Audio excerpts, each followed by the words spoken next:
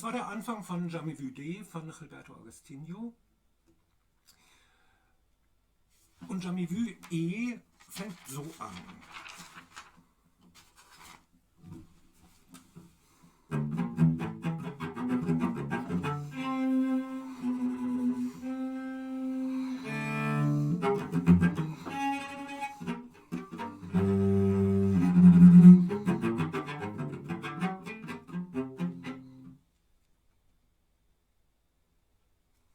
Ein anderes Stück, aber ich finde, es ist ja schon zu erkennen, dass es doch auch in gewisser Weise das gleiche Stück ist.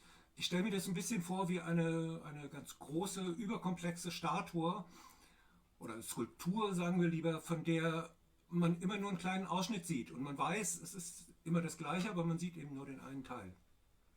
Ja, was hat es mit diesen Stücken auf sich? Ich habe Gilberto Agostinho 2015 bei den Ostrowa Days kennengelernt, wo ich ein sehr schönes Stück für 4 Celli von ihm gespielt habe. Und daraufhin habe ich ihn gefragt, ob er nicht auch Lust hätte, mal ein Stück für Cello Solo zu schreiben. Dann hat er mir 2017 nicht ein Stück geschickt, sondern gleich 20 Fassungen eines Stückes, nämlich Jamais Vu. Mit der Idee, dass ich eigentlich jedes Mal, wenn ich eins spielen könnte, ein anderes spielen könnte. Dafür sind die einzelnen zu schwer, das kann man nicht machen. Aber ich arbeite mich so langsam voran. Also im 2018 habe ich in 3 Konzerten die Fassungen A, B und C gespielt. 2020 habe ich dann bei meinem ersten Corona-Konzert Fassung C und Neufassung D gespielt. Und jetzt sind es eben D und E. Wobei ganz erstaunlich ist, jedes Mal, wenn ich ein neues Stück anfange, also zum einen gibt es auch dieses Gefühl von, ja, das kenne ich doch schon. Zum anderen, sind die alle immer unangenehm zu spielen. Und als ich D genommen habe und jetzt auch wieder, als ich E mir vorgenommen habe, habe ich gedacht, nee, das ist jetzt einmal mal wirklich noch blöder zu spielen als die anderen. Wenn man dann aber wieder zurückguckt, stellt man fest, nein, man hat sich bei den anderen nur dran gewöhnt, die sind eigentlich alle gleich.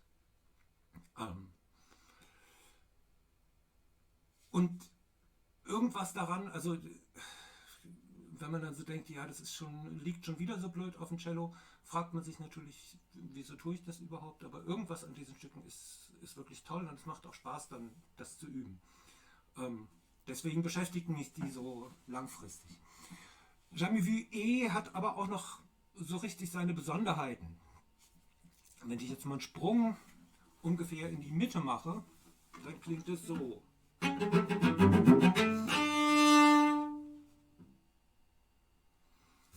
Was davor kommt, ist plötzlich ein ganz normaler Akkord, also eigentlich ein D-Dur-Akkord, aber noch mit der Septim.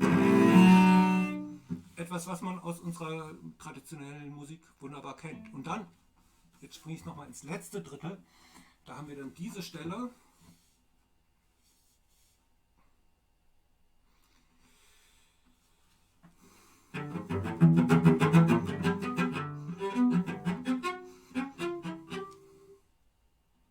Da haben wir gleich 2 Akkorde hintereinander. Also erst diesen. Das ist ein G-Dur-Akkord und dann ein D-Dur-Akkord. Also.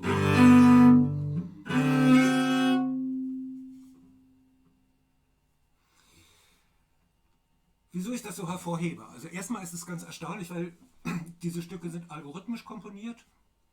Das heißt, ein Computerprogramm rechnet aus, welcher Ton als nächstes vorkommt. Und in den ersten 4 Stücken da kommen auch mal irgendwie 3 Klänge vor, aber so massiv wie hier gab es das überhaupt nicht. Es passiert aber was damit. Wenn die Stücke sozusagen von Hand komponiert werden, also jemand, der wirklich Entscheidungen getroffen hätte, dann würde man sich natürlich fragen, wieso in diesem ganzen Umfeld, wo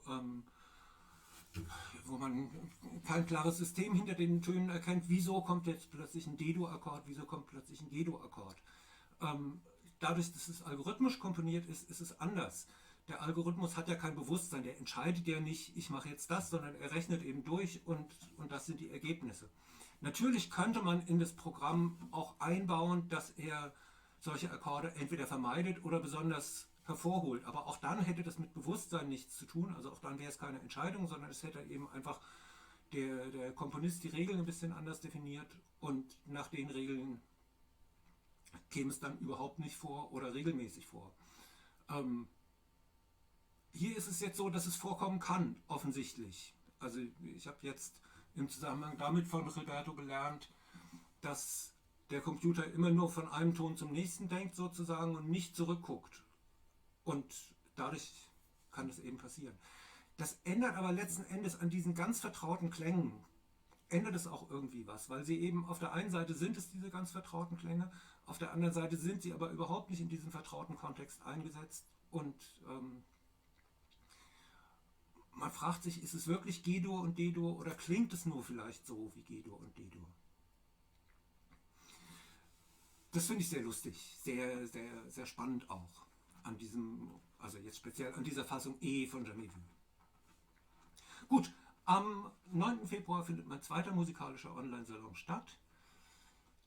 Dazu treffen wir uns in Zoom zu einer Konferenz. Gilberto Agostini wird da sein, wird auch, ich spiele am Anfang Jamais Vu D ganz, dann wird er etwas erzählen über algorithmisches Komponieren. Und dann ist die Diskussion offen für alle, die sich eingeloggt haben. Parallel dazu werde ich diese Konferenz auch noch bei YouTube streamen. Alle nötigen Links finden sich unten in der Beschreibung zu diesem Video. Die Sprache Gilberto ist Brasilianer, der jetzt in London lebt. Ich habe ihn in Tschechien kennengelernt, wie gesagt.